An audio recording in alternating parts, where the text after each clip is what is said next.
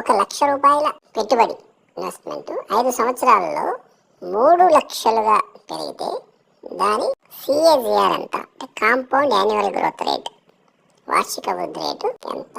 If your 1 lakh investment gross to 3 lakhs for 5 years, what is the CAGR? అంటే ఇప్పుడు చూడండి, దీనికి సులభంగా అర్థం చేసుకోవాలంటే, ఇప్పుడు 1,00,000 ప్రతి సంవత్సరం 25% వృద్ధి చెందుతూ పోతే 5 సంవత్సరాల్లో అది 3 లక్షలుగా మారుతుంది. ఎలా అంటే, మొదటి సంవత్సరం 1,00,000కు 25% రిటర్న్స్ వచ్చాయనుకోండి, అప్పుడు అది 1,25,000 అవుతుంది. రెండవ సంవత్సరం 1,25,000 పైన మళ్ళీ 25%, 1,56,000 అవుతుంది. మూడవ సంవత్సరం 1,56,000 పైన 25% రిటర్న్స్, అంటే మూడవ సంవత్సరం ఎండింగ్కి 1,95,000 అవుతుంది. నాలుగవ సంవత్సరం ఎండింగ్కి 2,43,000 అవుతుంది. ఐదవ సంవత్సరానికి ఎండింగ్కి 3 లక్షలు సుమారుగా అవుతుంది.